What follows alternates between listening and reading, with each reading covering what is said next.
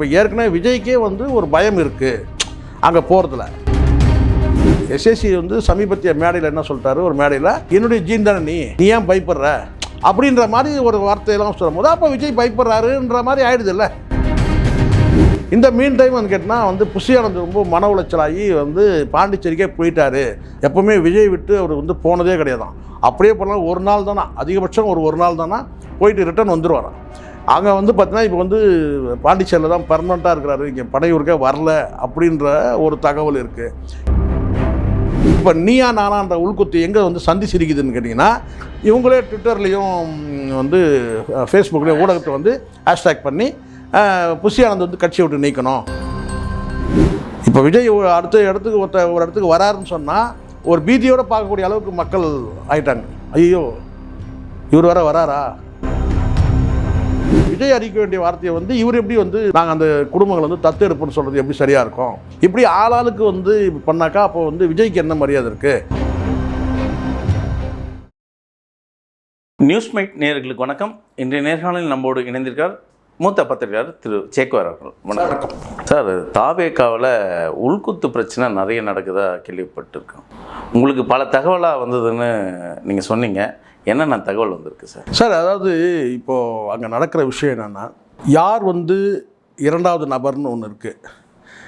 ரெண்டாவது இந்த கரூரில் வந்து பார்த்திங்கன்னா வந்து இவர் வந்து ஓடி போய் ஒளிஞ்சிட்டாருன்ற தகவல்களை இல்லை நான் ஓடி ஒளியல, நான் வந்து மீண்டும் கரூர் மக்களை வந்து சந்திக்கிறேன்னு ஒரு வார்த்தை அவர் வந்து ஒரு அஷூரன்ஸ் கொடுத்துருந்தாங்கல்ல. அந்த அஷூரன்ஸ் வந்து பார்த்திங்கன்னா வந்து நடத்த முடியல. அதுக்கு காரணம் யார் அப்படின்னு சொன்னால், அந்த அதான் முதல் கட்ட நிர்வாகிகள் சொல்லுவாங்கள்ல, இந்த வெண்ணை வெட்டிங்க யார், ஜான் ஆரோக்கியசாமி, ஆதவ் அர்ஜுனா, புஷியானந்த், நிர்மல்குமார், அதுக்கப்புறம் இன்னொருத்தன் வந்து அமேசான் காட்டில் பதுங்கியிருக்கான் பாருங்க அவன், இவங்க தான் வந்து பார்த்திங்கன்னா வந்து ஒரு டிஸ்கஷனில் இருக்கிறதா சொன்னாங்க. இப்போ என்ன சொல்கிறாங்கன்னு கேட்டால், ஒரு கட்டத்துக்கு மேலே இப்போ அவர் போகக்கூடிய சூழல் சரியில்லை அப்படின்னு சொல்லி தடுத்து தான் சொல்கிறாங்க. ஆதவ் அர்ஜுனாவுக்கும் மற்ற புஷியானந்த் இவங்களுக்கெல்லாம் என்னன்னு கேட்டால் அந்த மக்களை போய் சந்திக்கணும் அப்படின்றது. ஆனால் ஜானுக்கு என்னென்னு கேட்டால், இல்லை இப்போ நம்ம அங்கே போய் போனோம்னா அங்கே தேவையற்ற ஒரு அசம்பாவிதம் நடக்கும்னு சொல்லிட்டு ஜான் வந்து அதை போகக்கூடாதுன்னு சொல்கிறதா ஒரு தகவல். விஜய் ரொம்ப மன அழுத்தத்தில் இருக்காரு. அதுதான் சார், மன அழுத்தம்லாம் கிடையாது சார். இங்கே இல்லை, உங்கள் பஞ்சாயத்தை என்கிட்ட எடுத்துகிட்டு வராதிங்க. அது உண்மை. என்னன்னு கேட்டிங்கன்னா, இப்போது யாராவது ஒருத்தர் வந்து அங்கே கைட் பண்ணோம் சார். இப்போ ஜான் தான் வந்து அரசியல் குறித்து ஒரு வியூக அமைப்பாளராக இருக்கிறார் அவர். இப்போ வந்து கேட்டால் அவருக்கு என்னென்னு கேட்டால், அங்கே போகிற இடத்துல ஏதாவது ஒரு அசம்பாவிச்சுனா அது ஒரு ட்ரோல் மெட்டீரியலாக ஆகிடும். ஏற்கனவே இங்கே வந்து பெரிய ட்ரோல் மெட்டீரியல் ஆகிட்டார் இவர், யார், விஜய். போதா குறைக்கு வந்து கேட்டால் இப்போ அங்கே போயிட்டு ஏதாவது ஒரு குடும்பத்தில் வந்து ஏதாவது ஒரு சலசலப்பு வந்தாலும் கூட அது வந்து பெரிய ட்ரோல் மெட்டீரியலாக பேசப்படும். இல்லை ஏதாவது திமுக தரப்பில் கூட ஏதாவது சதி செய்யறதுக்கான வாய்ப்பிடும். அதனால் இப்போ வந்து நம்ம அங்கே போகிறதே வந்து அவாய்ட் பண்ணணும், கரூருக்கே இப்போ போகக்கூடாதுன்னு. ஆனால் மற்றவர்களுக்கு என்னென்னு ஆதவ அர்ஜுனாக்கெல்லாம் வந்து அங்கே போகணும், அந்த மக்கள்கிட்ட போய்ட்டு இந்த 20 லட்ச ரூபாய் கொண்டு போய் மக்கள்கிட்டே கொடுக்கணும். அப்படி சப்போஸ் அவர் போக முடியலனாக்கா ரெண்டாம் கட்ட நிர்வாகிகள்கிட்ட எங்கள்கிட்ட கொடுங்க. யார்கிட்ட கொடுங்க? ஆமாம் கொடுங்க அப்படின்னு ஒரு தகவல்.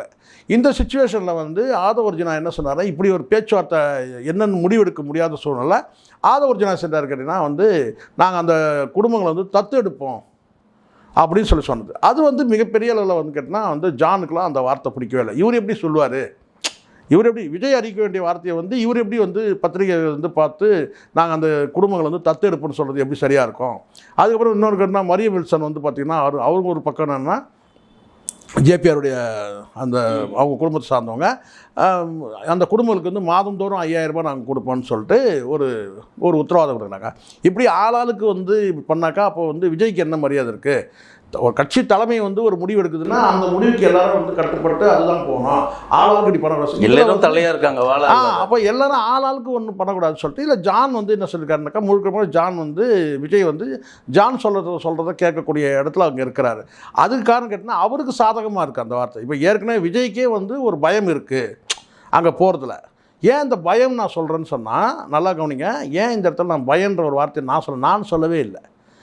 அது வந்து எஸ்எஸ்சி கிட்டேருந்து அந்த வார்த்தை வருது. எஸ்எஸ்சி வந்து சமீபத்திய மேடையில் என்ன சொல்லிட்டாரு, ஒரு மேடையில் என்னுடைய ஜீன் தானே நீ ஏன் பயப்படுற, நமக்கு ஏன் பயம், நம்ம ஏன் பயப்படணும், நீ என்னுடைய ஜீன் தானே, நான் பெரிய மாவீரன், நான் பெரிய மாவீரன், எனக்கு பயமே கிடையாது, நீ ஏன் பயப்படுற அப்படின்ற மாதிரி ஒரு வார்த்தையெல்லாம் சொல்லும் போது அப்போ விஜய் பயப்படுறாருன்ற மாதிரி ஆயிடுது இல்லை. விஜய் பயப்படுறாரா இல்லையான்றது தெரியாது.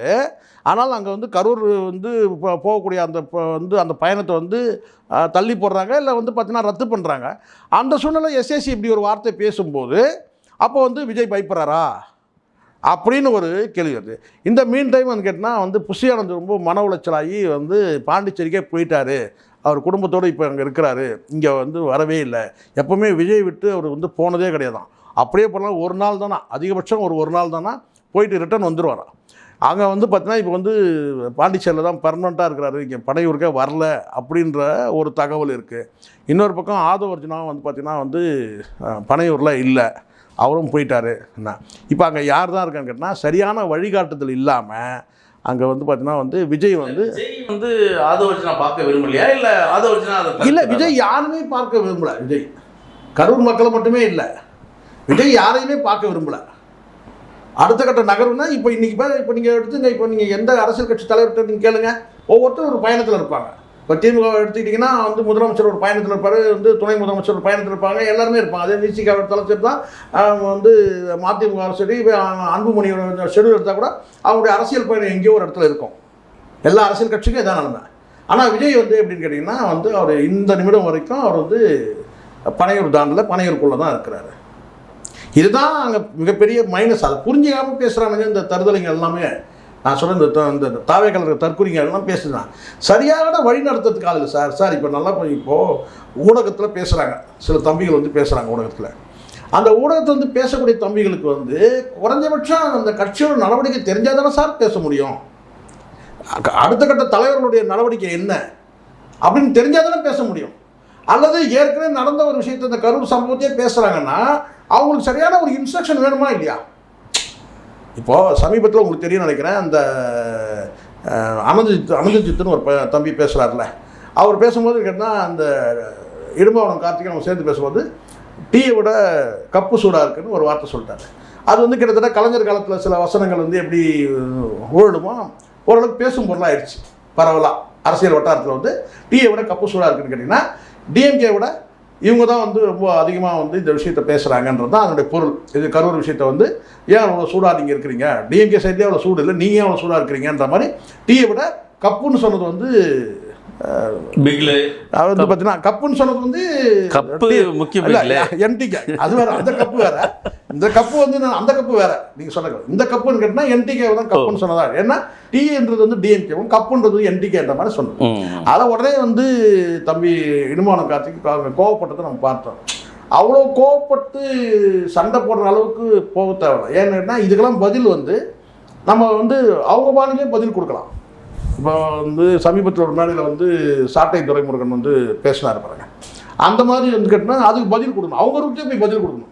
இதில் எமோஷனல் ஆகிறதுக்கெல்லாம் அர்த்தமே கிடையாது, அதுக்கான அவசியமும் தேவையில்லை. இப்போ அதுக்கான பதில் இன்னொரு மேடையில் வந்து பார்த்திங்கன்னா இவர் கூட யார் கப்பு யார் வந்து டீன்றதை வந்து தம்பி சாட்டை துரைமுருகன் பேசினார். ஸோ இப்படி தான் இவங்களுக்கு பதில் தரணும். இது ஒரு பக்கம் சரி, இதெல்லாம் ஒரு பக்கம் இருக்கட்டாங்கன்னா இந்த விர்ச்சுவல் வாரியர்ஸ் இருக்கட்டும். இப்போ சமீபத்தில் அதே அனந்தஜித்தோட ஒரு நேர்காணல் வந்து ஒளிபரப்பு பண்ணிவிட்டு அதை அப்படியே ஸ்டாப் பண்ணிட்டாங்க. ஒளிபரப்பு பண்ணாமல் அப்படியே வந்து பார்த்தீங்கன்னா அதை வந்து அனலைஸ் பண்ணிட்டாங்க. ஒரு அவங்களுடைய இந்த சன் நியூஸ் சேனலில் நான் பார்த்தேன்.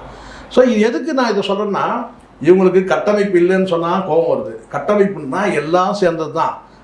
இந்த கட்சிக்குன்னு சொல்லிட்டு ஒரு தலைமை அலுவலகம்னு ஒன்று இருக்கணும், அதை தூக்கிமே பனையூரில் வச்சுட்டிங்க.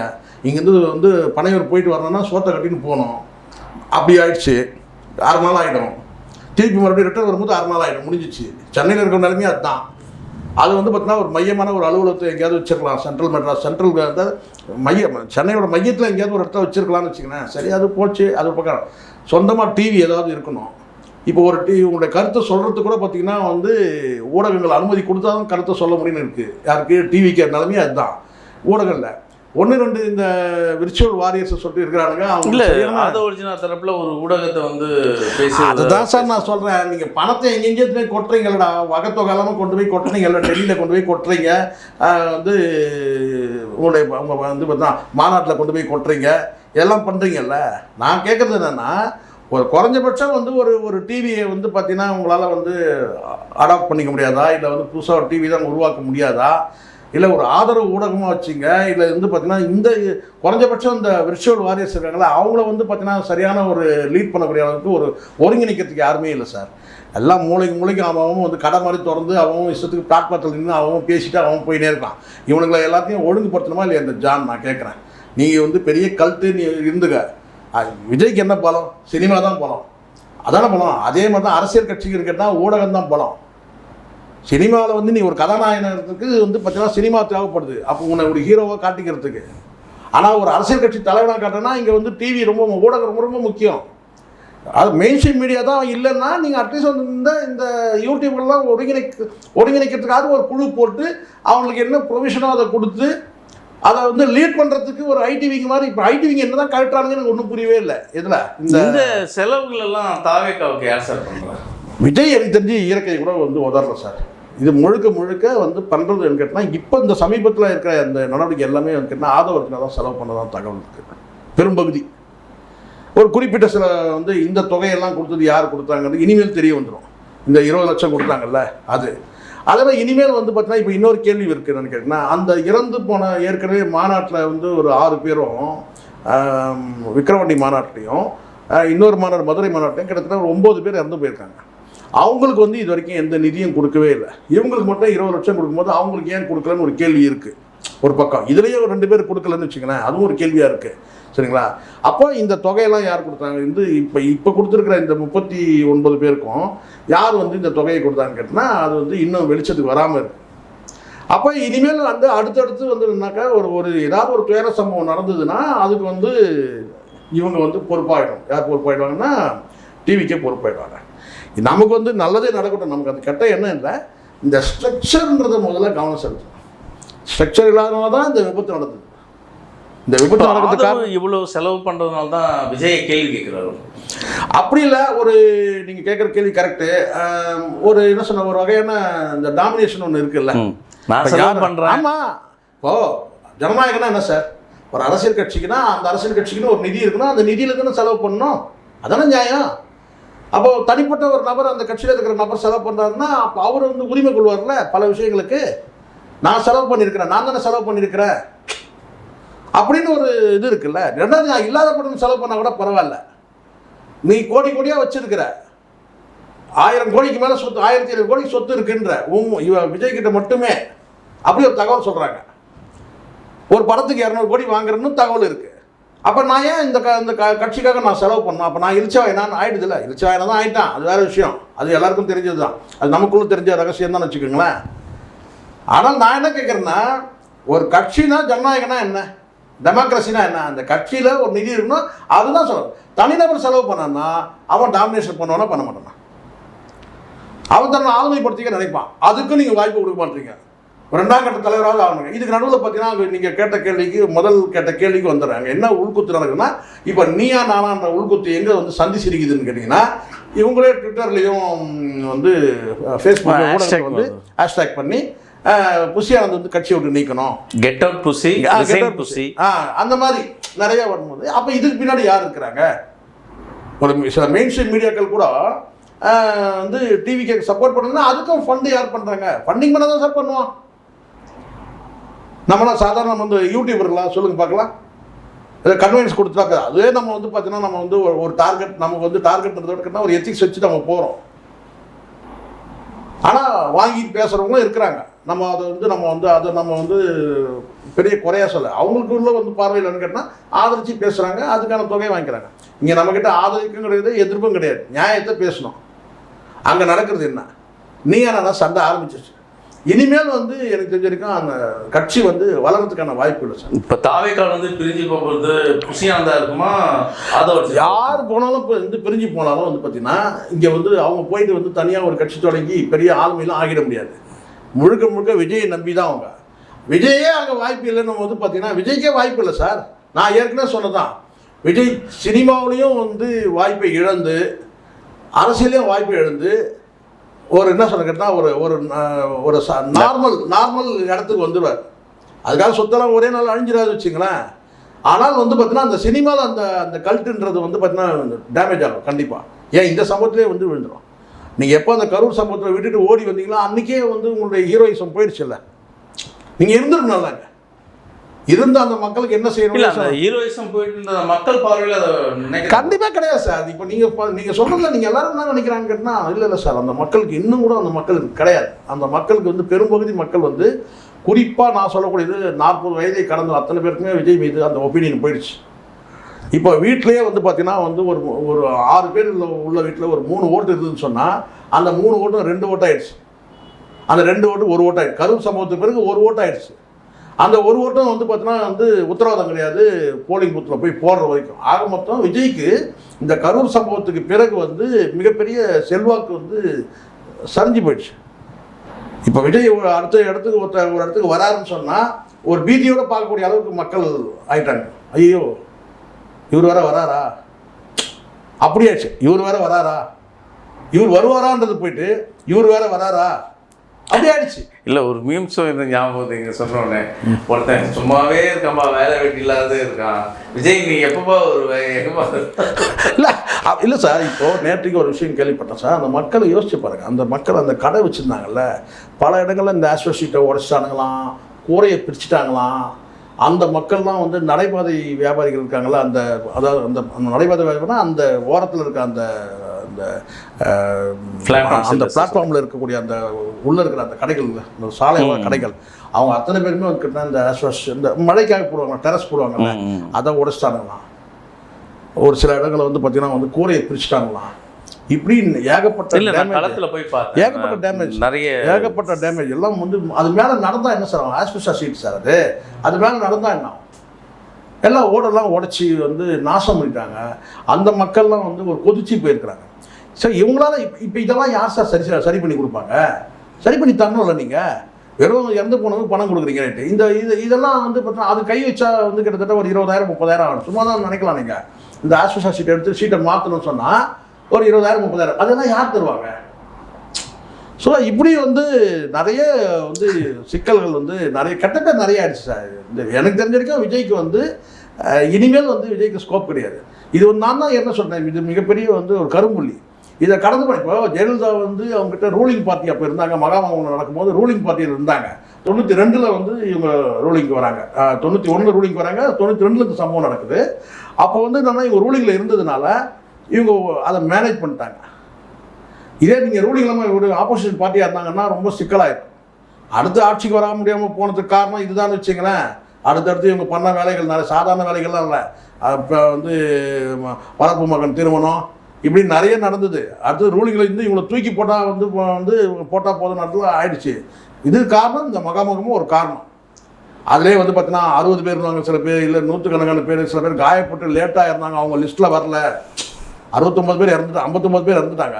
ஆனால் அதுக்கு பிறகு வந்து பார்த்தீங்கன்னா வந்து தவணை முறையில் இறந்தவங்களாம் இருக்கிறாங்க. அவங்களாம் லிஸ்ட்லேயே வரவே இல்லை. முதல்ல இறந்தவங்க மட்டும்தான் அந்த 69 பேர் சொன்னாங்க. அதுக்கப்புறம் மெல்ல இந்த காயப்பட்டவங்களாம் இறந்ததெல்லாம் லிஸ்ட் பண்ணவே இல்லைன்னா. ஸோ இதனால் எனக்கு தெரிஞ்சது கேட்டால் வந்து இது மிகப்பெரிய வந்து இவங்க எதிர்பார்க்குற இதை இந்த சம்பவம் நடக்கிறதுக்கு, இந்த விபத்து சம்பவம் நடக்கிறதுக்கு நீங்கள் முதல்ல நீங்கள் வந்து எல்லாரையும் நீங்கள் குற்றச்சாட்டு நீங்கள் முடிவு பண்ணிங்கன்னா முதல் குற்றச்சாட்டு விஜய்கிட்ட.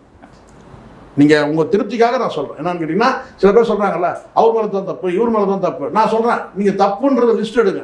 இந்த விபத்துக்கு, இந்த நெரிசலுக்கு காரணம் வந்து, இந்த மரணத்துக்கு காரணம் நீங்கள் லிஸ்ட் எடுத்தீங்கன்னா அப்போவும் அக்யூஸ் நம்பர் 1 வந்து விஜய் இருப்பார். அவ்வளோதான்.